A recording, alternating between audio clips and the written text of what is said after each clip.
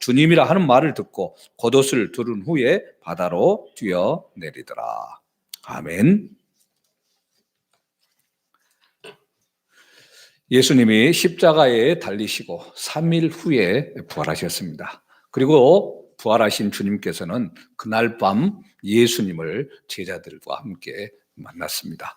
예수님은 두려워서 떨고 있는, 문을 꼭 닫고 있는 제자들 앞에 못자국 난 손과 창자국 난 옆구리를 보이시면서 샬롬, 너희에게 평강이 있을지어다 인사를 하셨습니다. 그리고 그때 그 자리에 없었던 도마가 예수님의 손에 못자국과 옆구리에 창자국에 자기 손을 넣어보지 않고는 절대로 믿을 수 없다 그랬는데, 일주일 후에 다시 예수님께서 제자들에게 나타나셔서 또 말씀을 하셨죠. 샬롬, 너희에게 평강이 있을지어다 말씀합니다. 그리고 도마에게 내 손가락을 이리 내밀어서 내 손을 보고 또 내 손을 내밀어서 내 옆구리에 넣어봐라. 그래서 믿음 없는 자가 되지 말고 믿는 자가 되라 말씀을 하십니다. 자, 이렇게 예수님과 제자들은 예수님께서 부활하신 후 2번을 만납니다. 그것도 예루살렘에서 만나게 되죠. 뭐라고 말을 할 수 없는, 형언할 수 없는 정말 놀라운 체험, 하나님 앞에서 저 벅찬 감격 속에 지내게 됩니다. 그리고 오늘 전개되는 이 말씀, 좀 의아한 모습입니다. 왜냐하면 제자들이 부활하신 예수님을 예루살렘에서 만난 이후에 예루살렘을 떠나서 갈릴리로 다시 와 있는 바로 그런 상황이기 때문입니다. 예루살렘에서 갈릴리까지는 지도상으로 120km가 떨어져 있습니다. 적은 거리가 아닙니다. 하루에 몇십 킬로미터를 걸은다 해도 몇 날이 걸리는 거리죠.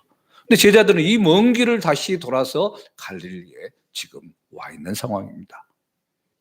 갈릴리에 돌아온 제자들이 와서 보니까 아무것도 남아있는 게 없습니다. 제자들은 예수님을 따르기 위해서 자기들의 직장도 버리고 배도 버리고 그물도 버리고 모든 것을 다 뒤로 한 채 예수님을 따랐기 때문입니다. 그래서 지금 당장 갈릴리로 되돌아온 이 제자들에게 부딪히는 문제, 먹고 사는 생계의 문제였습니다. 전에는 예수님과 함께 다녔기 때문에 제자들 또한 먹고 사는 문제를 걱정할 필요가 없었습니다. 그런데 지금은 예수님이 함께 하지 않음으로 인해서 누가 제자들의 먹을 것을 해결해 주지 않습니다. 전에 예수님과 함께 계셨을 때는 배고플 때 마를 때 예수 믿고 5병이요 7병의 기력도 베풀어 주시고, 또 예수님을 위해서 자신의 것들을 내놓고 공개하는 사람들도 있어서 먹고 사는 문제를 걱정할 필요가 없죠. 자, 이런 상황 가운데에서 현재 오늘 말씀은 시작을 합니다. 자, 1절에서 3절 말씀을 다시 봅니다. 그 후에 예수께서 디베랴 호수에서 또 제자들에게 자기를 나타내셨으니 나타내신 일은 이러하니라. 시몬 베드로와 디두모라 하는 도마와 갈릴리 가나 사람 나다나엘과 세베대의 아들들과 또 다른 제자 둘이 함께 있더니 시몬 베드로가 나는 물고기 잡으러 가노라 하니 그들이 우리도 함께 가겠다고 나가서 배에 올랐으나 그날 밤에 아무것도 잡지 못하였더니. 자, 1절 말씀에 그 후에 언급이 되죠. 예수님께서 예루살렘에서 제자들과 함께 만났던 그 이후의 일을 이야기합니다. 디베랴 호수라고 이야기되고 있는 이 갈릴리 호수는 여러 명칭이 있습니다. 긴네렛, 게네사렛 다 마찬가지입니다. 우리 나부에 소속되어 있는 게 에월읍이잖아요. 에월 바다에 소속되어 있는 또 여러 것들이 있죠. 각지는 각지의 속정이라고 이야기를 하지 않습니까? 에월은 에월 바다라고 얘기를 하고 하기는 하기 바닥이라고 얘기를 하겠죠. 각자 자기가 속해 있는 지역들로 이야기를 합니다. 현재는 디베랴죠. 디베랴 호수, 갈릴리 호수의 또 다른 명칭입니다.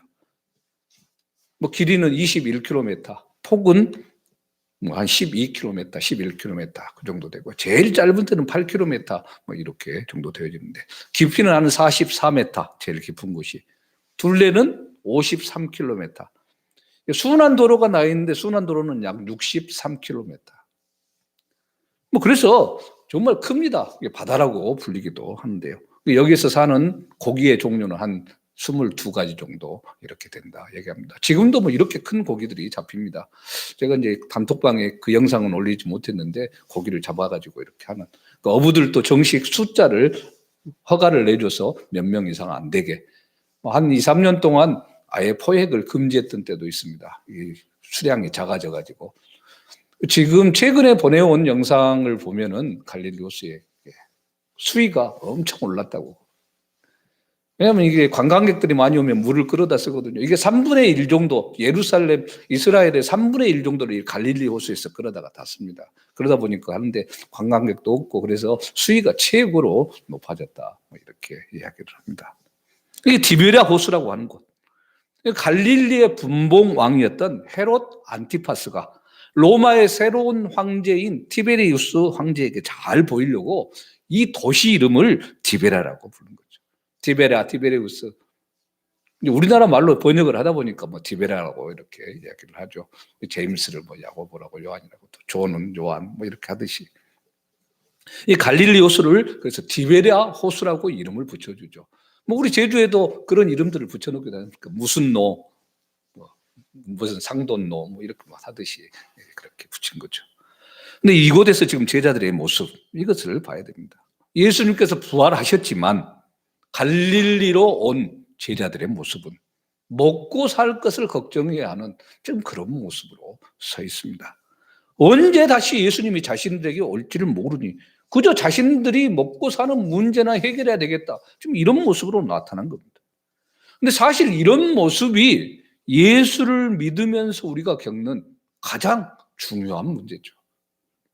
분명히 예수님께서는 무엇인지 믿고 구하는 것은 다 받은 줄로 믿어라. 말씀은 하셨습니다. 그래서 그 말씀 믿고 기도를 합니다. 그러면 내 병도 낫고 내 사업이나 어려운 문제들도 해결이 되어지고 뭐 그러면 좋은데 막상 현실은 그렇게 되지 않지 않습니까? 뭐 하나 제대로 해결되는 게 없습니다. 중병이 낫지도 않고 막힌 사업이 뚫리지도 않고 뭐 돈 문제가 해결되지도 않고 취직이 잘 되는 것도 아니고 뭐 문제들이 팍팍팍팍 해결이 되면 얼마나 좋겠습니까마는 아니죠. 이럴 때 우리는 어떻게 해야 되는가? 기도한 것은 기도한 것이고 현실적으로 어려운 문제는 어려운 문제니까 나름대로 자기의 힘으로 열심히 이리저리 뛰고 발버둥 치며 나가야 되는 것. 이것입니까? 예수님의 제자 7명이 지금 갈릴리 호수에 있습니다. 시몬 베드로, 도마, 나다나엘, 뭐 정식 이름으로는 이 사람이 나오죠. 그리고 세베대의 두 아들 야고보와 요한이고 또 다른 두 제자가 있습니다. 가장 언급된 베드로, 예수님이 붙잡히시고 십자가에 달리시기 전까지 예수님을 3번이나 부인하며 도망쳤던 베드로입니다. 도마는 어떻습니까? 예수님이 부활하고 난 후에도 믿지 못하겠다고 손가락 넣어봐야 믿겠다고 버텼던 제자입니다. 3번째 나다나엘, 예수님이 부활했다는 소문을 들으면서도 그 사실을 믿지 않고 엠마오로 향해서 내려가고 있던 사람입니다. 다시 말해서 가장 먼저 언급되는 이 3명은 예수님이 죽으시고 부활하시는 가장 중요한 순간에 믿음에 굳건하게 서 있지 못했고 불신앙에 빠져 있었던 사람들입니다. 이 사람들의 먼저 지금 이름이 언급되고 있습니다. 그만큼 이 사람들이 부활하신 예수님을 보고 은혜를 받음으로 말미암아서 철저하게 돌이키고 온전한 믿음 가운데 살아가겠다. 어떻게 보면 굳은 결심을 했던 사람들이다. 이렇게 볼 수 있죠. 분명한 것은 한때는 믿음이 흔들렸지만 부활하신 예수님을 만나고 난 이후에 다른 곳으로 가지 않고 제자들과 함께 그 공동체를 굳건하게 세워나가겠다. 이 다짐을 가지고 지금 이 자리에 있는 겁니다. 자, 이렇게 제자들이 모여 있는데 가장 먼저 베드로가 이야기를 합니다. 무슨 얘기입니까? 난 물고기 잡으러 가겠다. 선언을 합니다. 베드로의 말에 다른 제자들도 다 동조하면서 우리도 물고기 잡으러 가겠다. 이렇게 이야기합니다. 옛날 직업 가졌던 어부 직업 그 자리로 돌아갑니다. 그 영상 보내준 것에 2000년 전에 있던 배가 발견이 됐어요. 뻘에 1986년에 가뭄이 들어서 물이 다 갈릴리 호수가 빠지니까 진흙에서 그대로 존재하던 것을 발견해서 있는데 한 8m 정도 되는 8m면 큽니다. 이렇게 이 정도. 그때 당시 고기를 잡던 배예요. 지금 그런 배입니다. 그런데 왜 도대체 갑자기 베드로는 물고기를 잡으러 간다고 했을까? 여러 해석이 있지만 당장 먹고 살아야 하니까 그랬던 것 같더라고요. 이 해석이 제일 정확한 것 같습니다. 먹어야 살죠. 마냥 하늘만 쳐다보고 있을 수는 없지 않습니까? 내 힘으로 해보겠다 하죠. 예수님이 계셨다면 이 문제들이 해결이 됐겠지만 지금 예수님이 계시지 않는 상황 속에서는 자기들이 옛날 직업을 가지고라도 물고기를 먹고 팔고 해야 살 수 있는 것 아닙니까? 이 상황 가운데 지금 보면 제자들은 예수님이 부활하는 것 정말 기쁘고 좋은 일이기는 하지만 예수님이 지금 나와 함께하지 않는다라는 생각 속에서 예수님은 예수님 갈 길대로 떠나가고 우리는 우리대로 살아야 된다. 이 생각이 있는 거죠. 먹고 사는 문제, 당연히 자기들이 해결해야 된다 생각을 한 것입니다. 그래서 어떤 일을 할 수 있겠습니까? 3년 반 동안이나 아무 일도 하지 않았습니다. 예수님만 따라다니면서 예수님과 함께하는 생활들을 해왔죠. 물고기 잡는 것도 3년 반 동안 지금 손을 놓은 상태입니다. 그래도 할 수 있는 일은 이 일이 최고의 일이니까 배를 빌렸던 그물을 빌렸던 어쨌거나 배를 타고 그물을 가지고 나가서 물고기를 잡습니다. 근데 우리들이 제자들의 입장만 된다고 생각을 해봐도 이런 모습으로 나갈 수밖에 없죠. 근데 조금만 더 그런데 생각을 해보면 또 달리 생각을 할 수도 있습니다. 도마가 자리에 없었을 때 했던 말, 예수님은 다 알고 계셨습니다. 부활의 초자연적인 능력으로 살아나셨기 때문에 예수님이 그 자리에 계시지 않아도 모든 것을 다 들으실 수 있었고 일주일 후에 도마에게 나타나셔서 도마가 했던 말 그대로 들려주시면서 못자국, 창자국 직접 만져봐라 말씀을 하셨죠.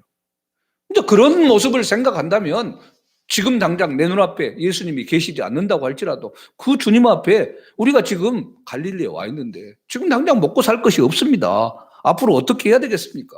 예수님은 어떤 길로 우리에게 보여주시겠습니까? 기도라도 했어야 될 것 아닙니까?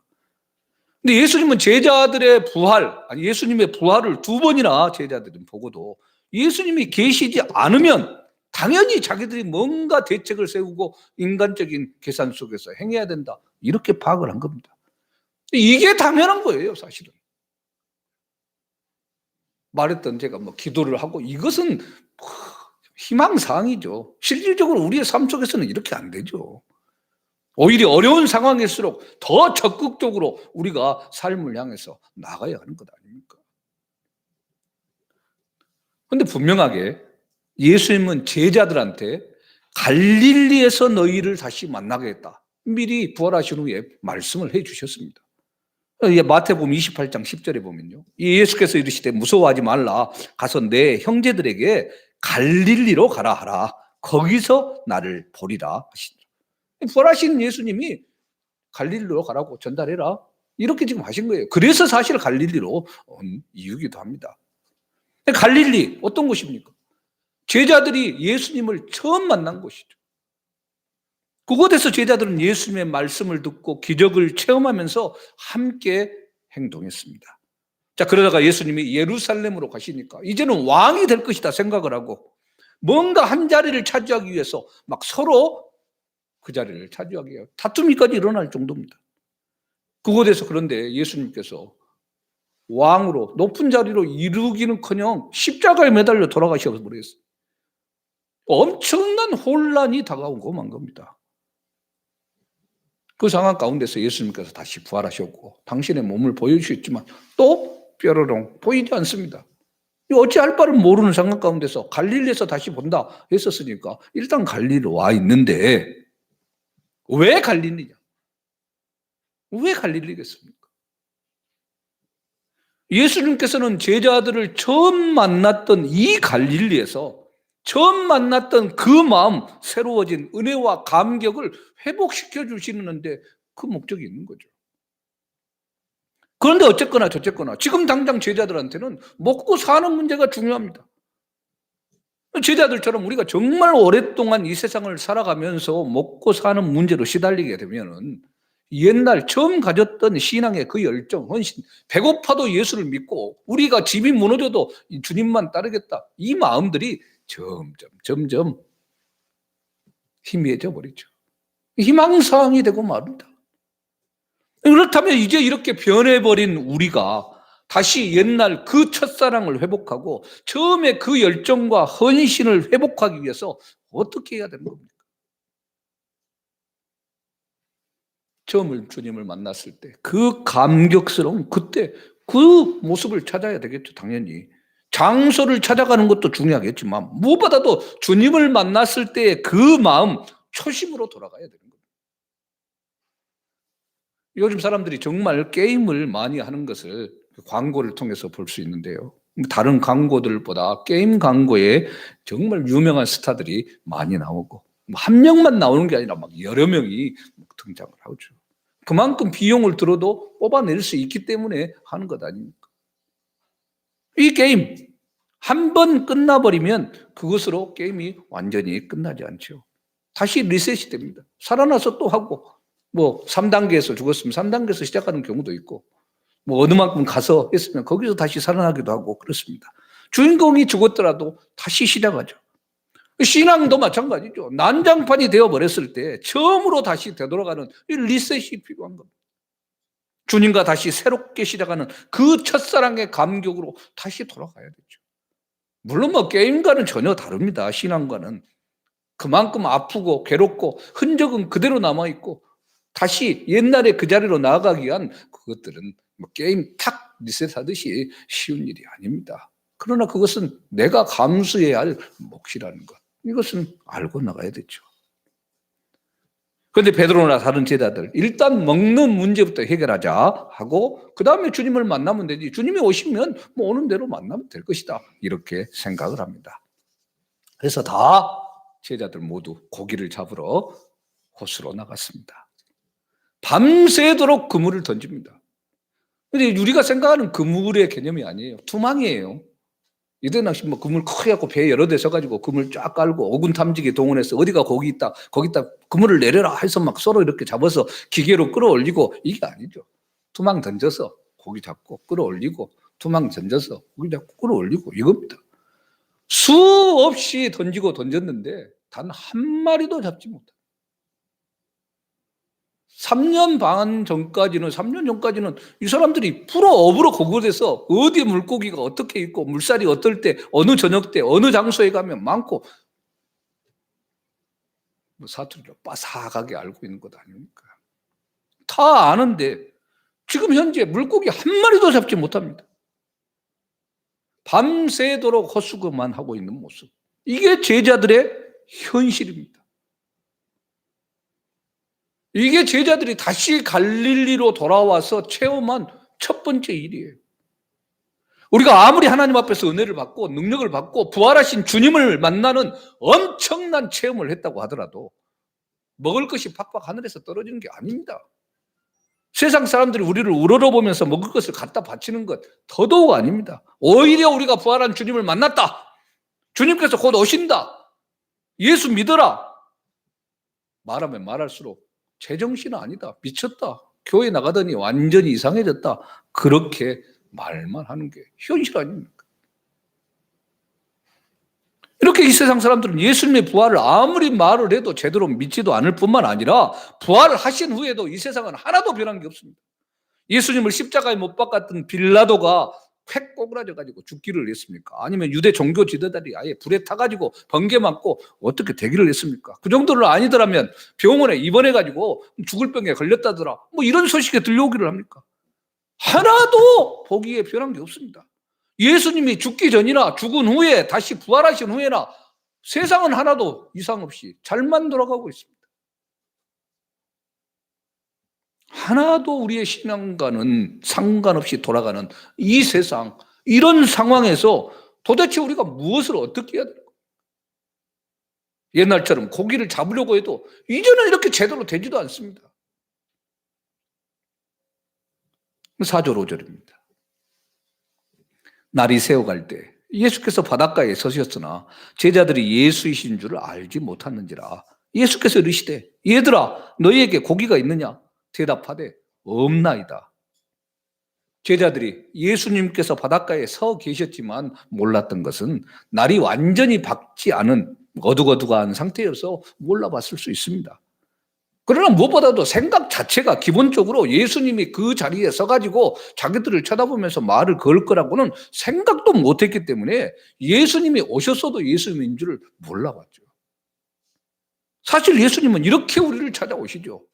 예수님은 지금 이 자리, 이 교회에만 찾아오시는 분이 아닙니다. 우리가 기거하는 집에도 찾아오시고, 우리가 근무하는 직장에도, 사업장에도, 학교에도, 아파서 병원에 있다면 병원에도 찾아오시죠. 그리고 찾아오신 주님께서 뭐라고 말씀합니까? 얘들아, 고기가 있느냐? 예수님께서 지금 뭐라고 말씀하는가를 잘 봐야 됩니다. 얘들아, 이렇게 불러요.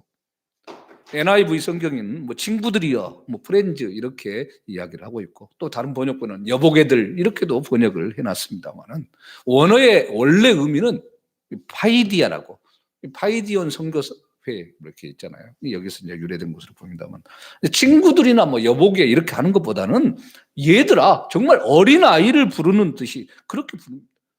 제자들의 신앙이 어린 아이처럼 성숙하지 못했기 때문이죠. 그리고 지금 제자들을 얘들아 라고 부를 수 있는 분은 예수님밖에 없어요. 그러니 벌써 이 얘들아 그렇게 했었을 때 예수님인 줄 알아봤어야 되죠.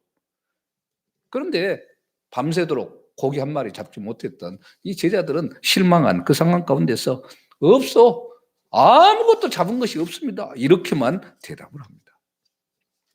예수님이 우리를 얘야 이렇게 부르는 것은 그만큼 우리가 우리 자신의 힘으로 아무것도 할 수 없다는 것을 이미 다 알고 하시는 말씀입니다. 예수님이 몰라서 고기 잡았냐? 물어보는 게 아니죠.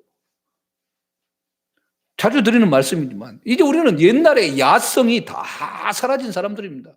옛날에 사자처럼 그렇게 날카로운 이빨 드러내고 사나운 발톱 드러나서 그렇게 막 찢고 먹고 이렇게 했던 그 모습이 이제는 아닙니다. 우리는 예수님을 믿는 순간 순한 양이 되어서 누가 공격하면 공격당하고 누가 욕하면 욕먹고 그렇게 살아가는 그런 존재가 됐습니다. 그러다 보니까 우리들이 지금 이 제자들이 고기잡이를 나간 것처럼 우리도 옛날 직업으로 돌아가고 옛날 방식으로 세상을 살아보려고 하면 되지도 않을 뿐더러 아무도 우리를 반겨주지 않습니다. 아이고, 목사님, 자꾸만 이렇게 이야기만 하면 참 어떻게 합니까? 설교 끝나갈 시간도 다 돼가는 것 같은데 뭔가 말해줘야 되는 것 아니겠습니까?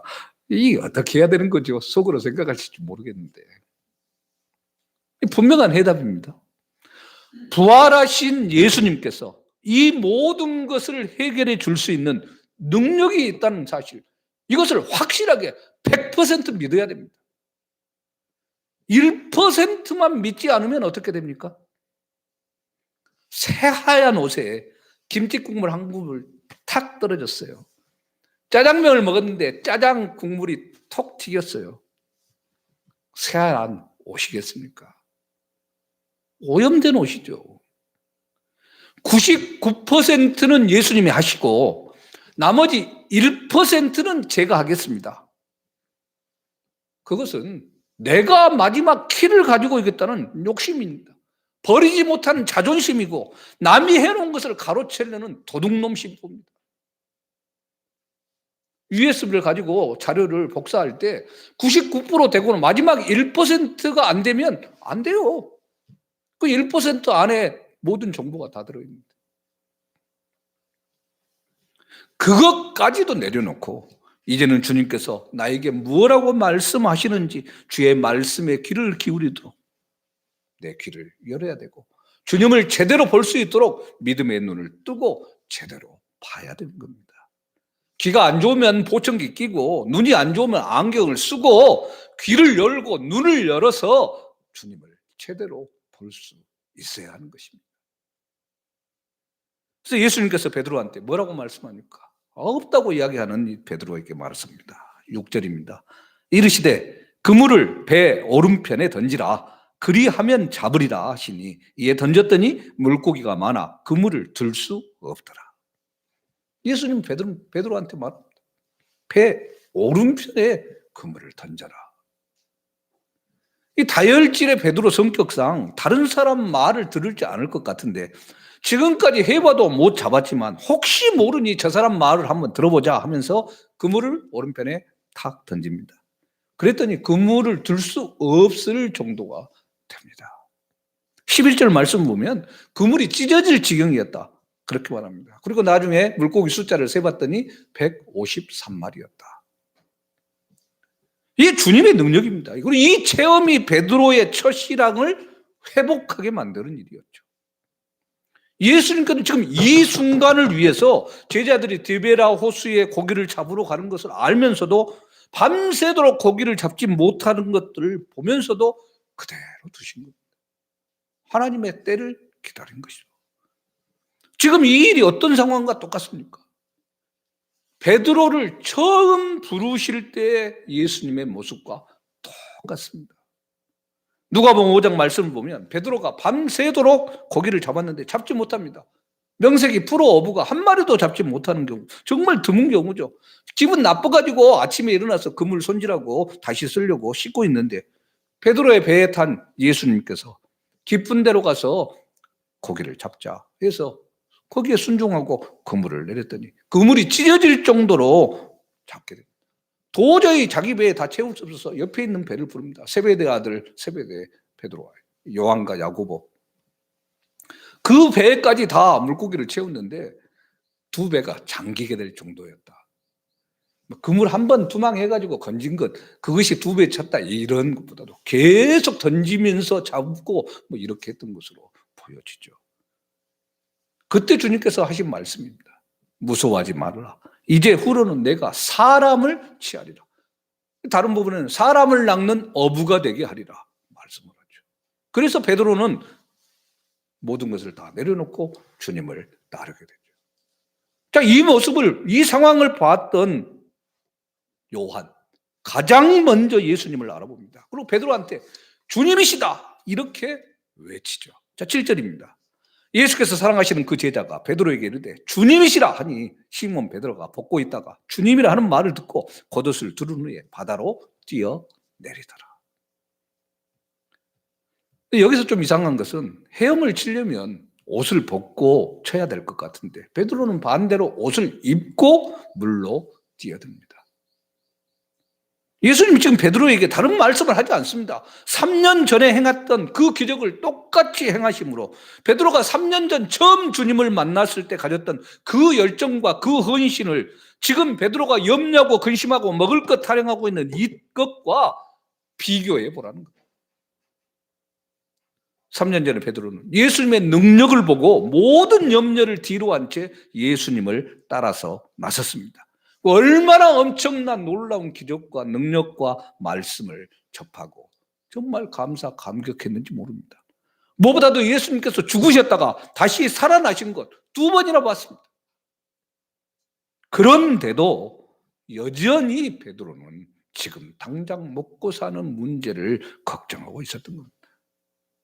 어쩌면 제자들을 자기가 책임져야겠다 이런 생각 속에서 가장 먼저 내가 물고기 잡아서 내가 잡아오면 너희들 같이 먹고 이것도 팔아서 좀 어떻게 하자 이렇게 했을 수도 있을 것 같습니다. 예수님이 이런 베드로한테 너는 왜 처음 나를 만났을 때 그 뜨거운 사랑과 열정을 내던지고 지금 고기 잡는 이 일에만 빠져 있느냐, 이것을 지금 말씀하고 있는 것 아닙니까? 베드로는 이 사실을 지금 기억을 해냅니다. 그래서 고기를 잡기 위해서 우통 벗고 한쪽에다 옷 딱 놨던 옷, 이것을 다시 걸쳐 입고 어느 사이에 내가 사람을 낚는 어부로서의 주님께서 주시는 이 사명을 망각하고 지금 당장 먹고 살기 위해서 눈앞에 보이는 고기를 잡는 어부로 되돌아가기 위해서 이 옷을 벗어놓고 있었구나 생각을 하면서 얼른 예수님 앞에서 겉옷을 걸쳐 입고 사람 낚는 어부로서의 사명을 감당하기 위해 겉옷을 두른 채 물에 뛰어내렸습니다. 물론 제가 이 해석이 100% 맞을 수는 없습니다. 예수님 앞에 체면 차리려고 겉옷을 입었다 이렇게 해석할 수도 있겠죠. 그러나 벗어놓았던 옷의 의미를 생각한다면 물고기 잡으려고 벗어놓았던 이 옷이 이제는 사람을 잡는 어부로서 정말 제대로 입고 나가야 되는 것, 이것임을 기억을 해야 될 거죠. 여러분은 어떻습니까? 우리들은 어떻습니까? 주님께 받았던 뜨거운 사랑과 은혜에 사로잡혔을 때 모든 것을 뒤로 하고 정말 주님을 위해 헌신하며 나가겠다 다짐하고 결단했습니다. 어느 순간 코로나19라는 핑계 때문에, 재정적인 어려움의 핑계로, 육체적인 질병의 핑계로, 가족과 직장과 여러 문제로 처음 그 결심, 그 마음, 그 결단은 다 사라지고 지금 당장 먹고 살아야 하는 문제, 돈 걱정, 취직 걱정, 진급 걱정, 자식 걱정, 내 몸 걱정, 여기에 사로잡혀 지내는 건 아닙니까? 사람 낚는 업으로 살아가기 위한 겉옷을 어디에다 벗어 던져버리고 지금 당장 먹고 살기 위해서 우통 먹고 물고기만 잡고 있는 이 모습이 우리의 모습 아닙니까? 내 사명을 망각하고 벗어놓았던 이 겉옷을 이제 다시 입고 앞에 바다가 놓여 있건 무엇이 놓여 있건 어떤 장애물이 있건 주님을 향해 나아가는 모습, 이게 우리의 모습이어야 합니다. 예수님 부활하셨습니다. 지금도 살아계셔서 성령님으로 우리와 함께 하십니다. 이 함께하는 주님이 지금 당장 내 눈앞에 보이지 않는다고 내 힘으로 모든 것을 해보려고 애쓰다가는 다 무너지고 맙니다. 옛날보다도 더 안 됩니다. 잠잠히 기다리는 가운데 주의 음성을 듣고 주님을 바라보고 주께서 말씀하시는 그 길을 따라 나가야 하는 것, 이게 우리의 모습입니다. 이 디베랴 호수에서 다시 새롭게 시작하는 이 베드로와 제자들의 모습을 바라보면서 우리 또한 오늘 이 자리에서 이 부활의 주님의 능력을 힘입어서 다시 시작하고 새롭게 일어서서 앞을 향해 나아가야 할 것입니다. 이런 크고도 놀라운 은혜와 사랑이 우리 모두와 함께하기를 주님의 이름으로 축원합니다. 아멘. 살아계신 하나님, 하나님의 특별한 사랑과 은혜를 힘입고 이 자리에 함께한 우리 믿음의 지체들, 각자가 있는 곳에서 더 차고도 넘치는 주님의 은혜와 부활의 감격을 맛보며 살아가도록 주여 함께하여 주시옵소서.